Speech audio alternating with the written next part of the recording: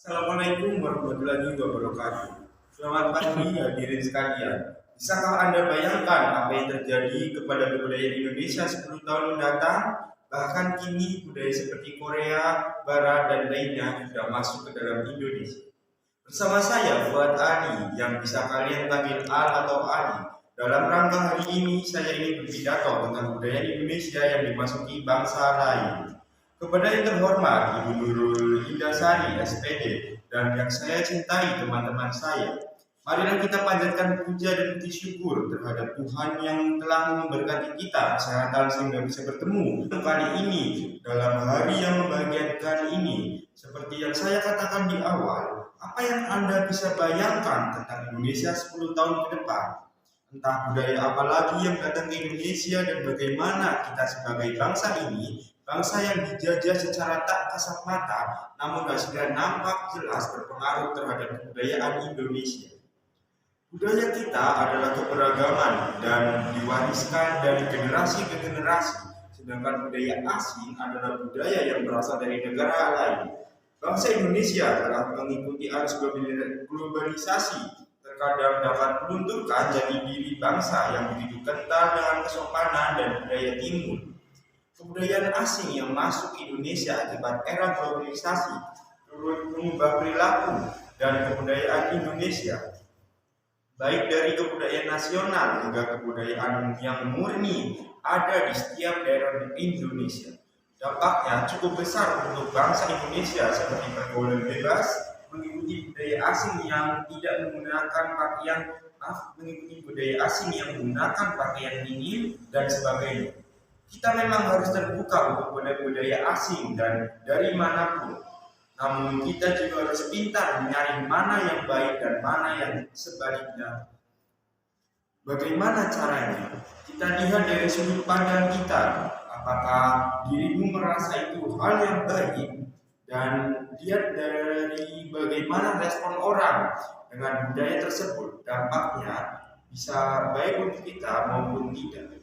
Dampak negatif lainnya juga bisa seperti hilangnya nilai budaya lokal dalam jiwa remaja, pergaulan bebas, menurunkan rasa nasionalisme, sikap individualis dalam suatu hal, rendahnya tingkat gotong royong masyarakat.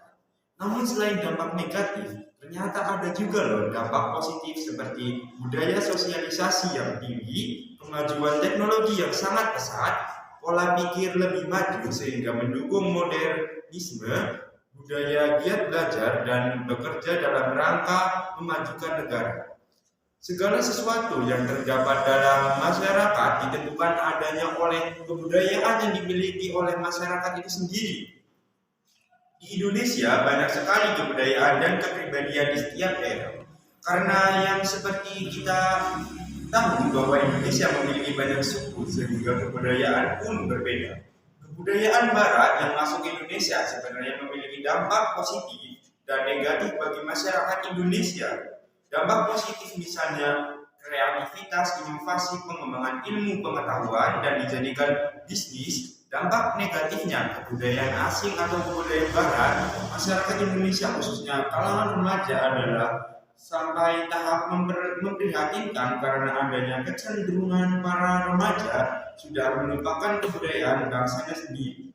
Budaya ikut-ikutan atau latah terhadap cara berpenampilan, mengikuti tren TikTok, gaya bahasa dalam berbicara, dan mengkonsumsi makanan cepat saji, berbelanja online selalu bermain game yang akan mempengaruhi volume sel otak sehingga tingkat kecerdasannya akan menurun dan kasus hacker kayak hidup semua itu karena melihat dari media sosial.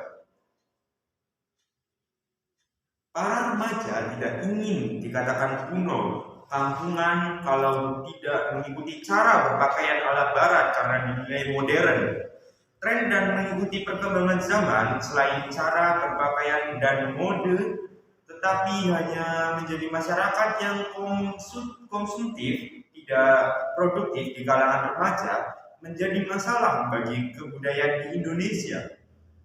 Umumnya, kalangan remaja Indonesia berperilaku ikut-ikutan tanpa selektif sesuai dengan nilai-nilai agama yang dianut dan adanya kebiasaan yang mereka miliki.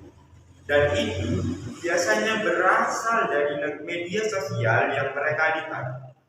Untuk mengatasi pengaruh kebudayaan asing terhadap kebudayaan Indonesia, khususnya untuk membentengi kalangan para remaja dari pengaruh negatif, khususnya untuk diperlakukan pelibatan semua pihak, terutama pemerintah dan tokoh-tokoh masyarakat seperti para ulama, budayawan, serta terlibatnya orang tua di rumah, sebagaimana yang dikemukakan Harlow 1980, bahwa salah satu tugas perkembangan penting yang harus dikuasai remaja adalah mempelajari apa yang diharapkan oleh kelompok dan kemudian agar sesuai dengan harapan sosial tanpa dibimbing, diawasi, didorong, dan diancam hukuman seperti yang dialami waktu anak-anak, di mana remaja harus mandiri dan berperilaku dan dapat menentukan pilihannya secara selektif dengan sebaik-baiknya tanpa harus dibimbing dan diberi ancaman dengan hukuman. Pada saat ini, pengaruh-pengaruh budaya asing banyak mempengaruhi perkembangan remaja yang cenderung menirukan gaya-gaya barat yang sudah tidak sesuai dengan norma-norma kebudayaan yang ada di Indonesia. Budaya yang beranggapan bahwa dengan menirukan budaya asing bisa dianggap gaul, modern, dan tidak kampungan, seperti yang dikatakan oleh John Naismith dalam bukunya Mega Trends yang diterbitkan 1982, menyatakan bahwa globalisasi memunculkan perubahan-perubahan. Apapun yang masuk ke dalam kebudayaan kita, saya harap sesama warga Indonesia kita saling memahami mana yang baik dan sebaliknya. Sekian yang saya dapat sampaikan. Apabila ada salah, saya mohon maaf, dan semoga Anda dapat memilih mana yang baik untuk diri Anda dan tidak. Sekiranya itu saja, saya mohon maaf jika ada kesalahan. Wassalamualaikum warahmatullahi wabarakatuh. Terima kasih.